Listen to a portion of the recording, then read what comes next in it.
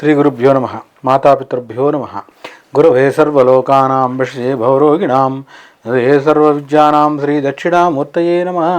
నారాయణ సమారంభాం శంకరాచార్య మధ్యమాం అస్మదాచార్యపర్యంతాం వందే గురు పరంపరాం. శ్రీ గురుభ్యో నమ. ఫిబ్రవరి మాసంలో ఫిబ్రవరి 16వ తారీఖు నుంచి మాసాంతం వరకు ఉన్న గ్రహస్థితి ఆధారంగా మేషరాశి నుంచి మీనరాశి వరకు సంబంధించినటువంటి పక్ష ఫలితాలు ఏ రకంగా ఉన్నాయో తెలుసుకుందాం. ముందుగా గ్రహస్థితులు ఏ రకంగా గ్రహగతులు ఉన్నాయో చూద్దాం. ఇక్కడ పరిశీలించుకుంటే రవి బుధులు ఇద్దరూ కూడా మరి కుంభరాశిలోనే శనితో కలిపి సంచారం చూస్తున్నాం. మీనరాశి యందు మరి శుక్ర రాహువుల యొక్క సంచారం చూస్తున్నాం. అదే సందర్భంలో వృషభ రాశిలో దేవగురువు అయినటువంటి బృహస్పతి యొక్క సంచారం చూస్తున్నాం.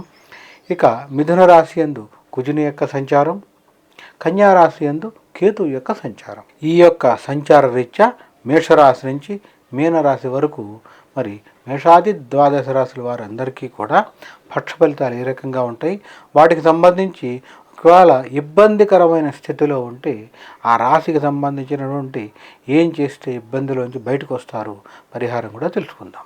మకర రాశి వారికి సంబంధించి పక్ష ఫలితాలు తెలుసుకునే ముందుగా గ్రహగతులు పరిశీలిద్దాం. మకర రాశి వారికి సంబంధించి చూస్తే గనక వీరికి జన్మ శనితో పాటుగా రవి బుధుల యొక్క సంచారం, ద్వితీయమందు వచ్చేటప్పటికి శుక్ర రాహువుల యొక్క సంచారం, వీరికి పంచమంలో దేవగురు సంచారం, మరి షష్ఠ స్థానంలో కుజుని యొక్క సంచారం, అదే సందర్భంలో నవమంలో కేతుగణం యొక్క సంచారం.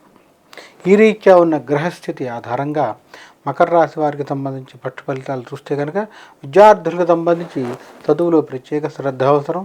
నిరంతరం ప్రత్యేక శ్రద్ధతో పెట్టి చదువుతూ గురు దక్షిణామూర్తి స్తోత్రం చేయడం ద్వారా ఖచ్చితంగా మంచి ఉత్తీర్ణతలో ప్రథమ శ్రేణిలోనే ఉంటారు. ఇందులో ఎలాంటి సందేహం లేదు. కానీ ప్రతినిత్యం కూడా దక్షిణామూర్తి స్తోత్రాన్ని విద్యార్థులు చదువుతూ ఉండాలి. అంతేకాకుండా మీకు సంబంధించి విదేశీయాన ప్రయత్నాలు అనుకూలంగా ఉన్నాయి. ఆ రకంగా ప్రయత్నం కూడా చేయండి. ఖచ్చితంగా విదేశీయాన యోగం ఉందనే చెప్తాం, బలంగానే ఉంది. ఉద్యోగస్తులకి లేదా వ్యాపారస్తులకి, మరి నిర్మాణ రంగం, కళారంగం, వృత్తి, చేతి వృత్తుల వాళ్ళు, వ్యవసాయ రంగం, ఏ రంగంలో ఉన్న వాళ్ళైనా కూడా మీరు నిరంతరం కూడా గురు దక్షిణామూర్తి స్తోత్రం చదువుకోవడం చాలా మంచిది. ఇక్కడ దక్షిణామూర్తి స్తోత్రం బదులు కనీసం ఈ చిన్నదైనా చదవటం నేను ఇప్పుడు చెప్తాను, అంత మటుకైనా చదవండి. గురవే సర్వలోకానాం భిషజే భవరోగిణాం నిధయే సర్వ విద్యానాం శ్రీ దక్షిణామూర్తయే నమ. ఇంత మటుకైనా చదువుకోవడం చాలా మంచిది. ఇది చేయడం ద్వారా గురువు యొక్క అనుగ్రహం కలుగుతుంది. ఆ రకంగా చిన్న చిన్న సమస్యలున్నా తొలగిపోయి ముందడుగు పడుతుంది, గురుబలం కూడా పెరుగుతుంది. ఈ యొక్క మకర రాశి వారికి సంబంధించి దాదాపుగా చెప్పాలంటే ఇక్కడి నుంచి అన్ని రకాల మీకు శుభ ఫలితాలు రావటం అనేది ప్రారంభమవుతాయి. ఉద్యోగస్తులు నూతన ఉద్యోగ ప్రయత్నంలో ముందడుగు పడుతుంది, లేదా పదోన్నతిలో ముందడుగు పడుతుంది. వ్యాపారస్తులకు ఎప్పటి నుంచో రావాల్సినటువంటి డబ్బులు ఆగిపోయినటువంటివి చేతికి వచ్చే అవకాశం ఉంది. మీ మీద ఉన్నటువంటి ఇతరత్ర కేసులైనా, మరి న్యాయస్థానంలో ఉన్నటువంటి అభియోగాలైనా కూడా ఇక్కడి నుంచి మీకు అనుకూలంగా మారి రద్దు అవ్వటానికి మీకు సంకేతాలు కనపడుతూ ఉంటాయి. అంటే మీరు ఎలాంటి అభియోగాలు ఉన్నా నిర్దోషులుగా బయటకు వచ్చే అవకాశాలు ప్రస్ఫుటంగా కనపడుతున్నాయి. అంటే ఆ రకంగా మీకు శుభసూచకం, శుభ పరిణామాలు కనపడుతూ ఉంటాయి. ఇక వ్యాపారస్తులకి రావాల్సిన డబ్బు అందుతుంది. నిర్మాణ రంగంలో ఉండేటువంటి వాళ్ళకి ప్రోత్సాహం లభిస్తుంది. ఇక కళారంగంలో ఉండేటువంటి వాళ్ళు చక్కటి పేరుని తెచ్చుకుంటారు. భవిష్యత్తు ఆశాజనకంగా కనపడుతుంది. ఇలా మకర రాశిలో ఉండేటువంటి వారు ఏ రంగంలో ఉండేటువంటి వాళ్ళైనా భవిష్యత్తు ఆశాజనకంగానే కనపడుతుంది. చక్కటి మీ మీద మీకు స్థైర్యాలు పెరుగుతాయి. చిన్న చిన్న అనారోగ్య సమస్యలున్నా కూడా అవి కూడా తొలగిపోతాయి. మరి ఇతరత్ర అన్ని రకాల బాగానే ఉందని చెప్తున్నాం.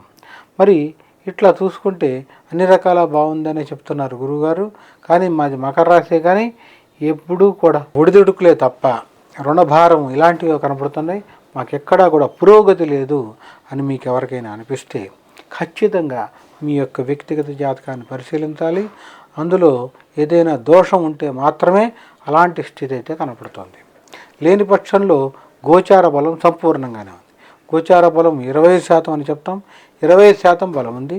మిగిలిన 70% మనం పుట్టిన జన్మ జాతక చక్రం అంటే జన్మ కుండలు అంటాం, దాని నుంచి వస్తుంది. కాబట్టి ఆ రకంగా అవకాశం ఉంటే కనుక మీ యొక్క వ్యక్తిగత జాతకాన్ని ఒకసారి పరిశీలించడం ద్వారా అక్కడ ఏమైనా ఎలాంటి దోషం ఉన్నా కూడా తెలిసిపోతుంది.